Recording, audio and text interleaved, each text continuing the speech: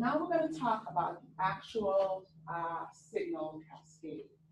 So this is called the signal transduction mechanism, and this is basically the sequence of events that takes place inside the cell when norepinephrine or epinephrine, like both of these, binds to one of these adrenergic receptors. So just to recap here, what division of the nervous system are we speaking about here? What division of the autonomic nervous system?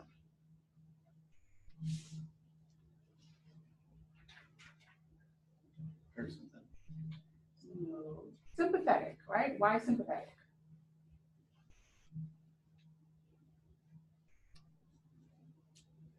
Why is this the sympathetic signal transduction cascade? Good, because we're using norepinephrine and epinephrine. Are norepinephrine and epinephrine involved in any way in the parasympathetic system? No, they're not. So as long as you're seeing norepinephrine and epinephrine, as long as you're seeing an adrenergic receptor, you're always looking at the sympathetic system, sympathetic division of the nervous system. So let's walk through the signal or the sequence of events here. So we have a molecule of norepinephrine, and this is the sequence of events that happens specifically for alpha-1 receptors. Bear in mind, we have two types of alpha receptors, alpha-1 and alpha-2. This is what happens at an alpha-1 receptor only. Okay, we have a molecule of norepinephrine or epinephrine binding onto this receptor. To refresh or to recap, which neurotransmitter does this receptor prefer?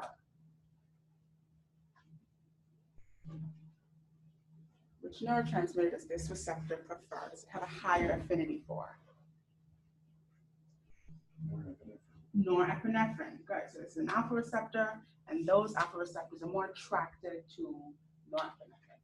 So that neurotransmitter binds to this receptor, and because this is a metabotropic receptor, it is coupled to a G protein. So this G, S, this S just means that it's a stimulatory protein, which has 3 subunits. And basically the binding of this ligand or this neurotransmitter to this receptor is going to cause a configurational change in this protein that it is associated with. Right? So binding of that molecule into the receptor causes this protein to shift, and in shifting, the alpha subunit comes off, and it's going to travel downstream in the membrane and bind to an enzyme. So this big orange rock is an enzyme. We call this an amplifier enzyme. And the reason we call it an amplifier enzyme is because we have one neurotransmitter binding to one receptor, but at this point, the signal becomes amplified because we're going to create lots of second messenger. Okay? So the enzyme here is called phospholipase C. And this alpha subunit will bind to phospholipase C, which will activate phospholipase C. Now, just to give you some nomenclature, we talked about the name here. So phospholipase, what does this lipase mean? This is an enzyme. What does the lipase at the end mean? It's an enzyme. What is it going to do? What is its job? When we see ASE, lipase, phosphatase at the end of an enzyme, what's it doing? It's cleaving, right? It's cleaving. So phospholipase C is going to do some kind of cleaving or cutting or chopping, right? So bear that in mind. Look at the next step here. So phospholipase C is going to travel downstream in the membrane, and it's going to cleave this molecule called PIP2 into 2 smaller pieces. So PIP2, also hanging around in the membrane, meets phospholipase C, and this enzyme, its job is to cut or cleave. It's going to chop PIP2 into 2 smaller molecules. The first one is IP3. Right? The first of those smaller molecules is IP3, and then the second of those smaller molecules is DAG. Right? So the second messenger here is IP3. IP3 is going to go into the cell. It's going to bind to protein kinase C. Right? Protein kinase C is going to phosphorylate some protein within the cell, and that will bring about a cellular response. Now, at this point, after IP3 and DAG, we don't get very specific with the details of this signal transduction. All right? All we really want to understand for this alpha-1 receptor is that when norepinephrine binds to it, this turns on this G stimulatory protein. That subunit is going to travel downstream, activate this enzyme. That enzyme is going to cleave PIC2 into two smaller molecules, one of which is going to be your second messenger, which is IP3. IP3 will enter the cell, find some protein in the cell, usually a protein kinase, turn it on by phosphorylating it, right? Another hint here is that when we see kinase in the name, it's going to add a phosphate group. Adding a phosphate group is going to bring about that cellular response, okay? The second point here is that DAG, on the other hand, is going to bring about release of calcium from the endoplasmic reticulum in the cell. Right, so these second messengers are going to go into the cell and they're going to start turning things on or off depending on the response that's needed in that particular cell. All right, any questions on this pathway? This is specifically for alpha-1 receptors. All right, let's talk about what happens in alpha-2 receptors and all beta receptors. Okay, please make a note of that. This is the signal transduction mechanism or cascade for alpha-2 receptors and all your beta receptors, beta-1, beta-2, beta-3. Okay. Now this schematic representation is showing you both receptors on the same cell. All right, but I want you to bear in mind, these are usually found on different tissues.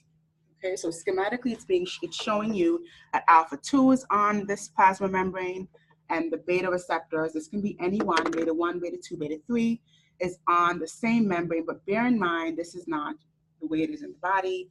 Alpha-2 is found on different cells, beta-1, beta-2, beta-3 are also found on different cells.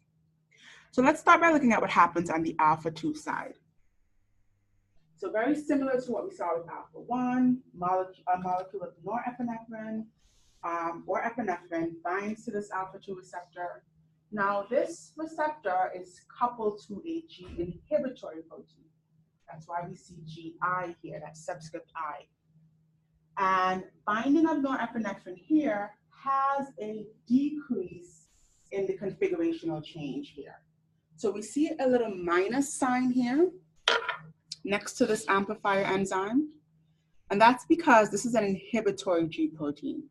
So when norepinephrine binds to this receptor, it's coupled to this G protein, but it's an inhibitory G protein. And so we're really sort of negating or inhibiting the flow of this cascade. So the alpha subunit is less likely to dissociate off. We're not going to activate adenylyl cyclase, and we're not going to produce much cyclic AMP. All right, so we're really negating this pathway because we have a G inhibitory protein. All right, now another thing to bear in mind here is that the amplifier enzyme is different. The amplifier enzyme here is called adenylyl cyclase. What was the amplifier enzyme in alpha-1 receptors? Can you remember? What did we mention was the amplifier enzyme in alpha-1 receptor? Phospholipase C. Phospholipase C, right? Phospholipase C. So I can ask you a question. Phospholipase C is the amplifier enzyme in which adrenergic receptor, right? All right, continue on here. So adenylyl cyclase is the amplifier enzyme that we see here, and then cyclic AMP is the second messenger that we see here. In the case of alpha-1, the second messenger was IP3 and DAG. Okay, more IP3 specifically. So that's your alpha-2 cascade. The beta cascade, and this holds true for all beta receptors, beta-1, beta-2, and beta-3, is these receptors are coupled to a G stimulatory protein. So we turn on adenylyl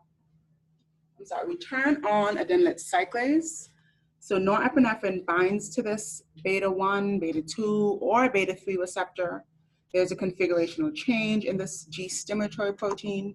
The alpha subunit is going to bind onto this adenylate cyclase, which is our amplifier enzyme, and that is going to produce more cyclic AMP, okay? Cyclic AMP will then move into the cell. Remember, this is the second messenger. It's going to move into the cell. It's going to be amplifying the signal at this point, turning on protein kinase, phosphorylating some protein depending on where specifically the cell is, and bringing about a cellular response. Okay. Now, at this point, what you really want to understand is that alpha-2 receptors have an inhibitory effect in their second messenger signaling cascade, but they do not have an inhibitory effect on the tissue level. Okay, this is a point that students often confuse. Because I say that they're inhibiting their second messenger does not mean that they're inhibiting their tissue. Right? These are two different concepts or two different ideas here. So alpha-2 receptors inhibit this cyclic AMP second messenger. All beta receptors activate cyclic AMP second messenger. Okay.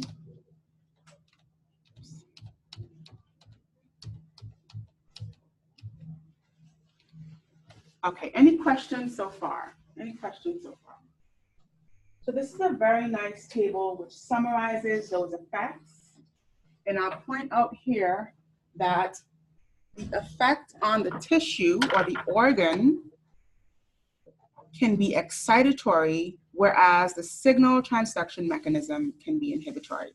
And the only receptor that had an inhibitory second messenger mechanism or signal transduction mechanism was alpha-2, right? So alpha-2 is the only receptor that inhibits the production of cyclic AMP.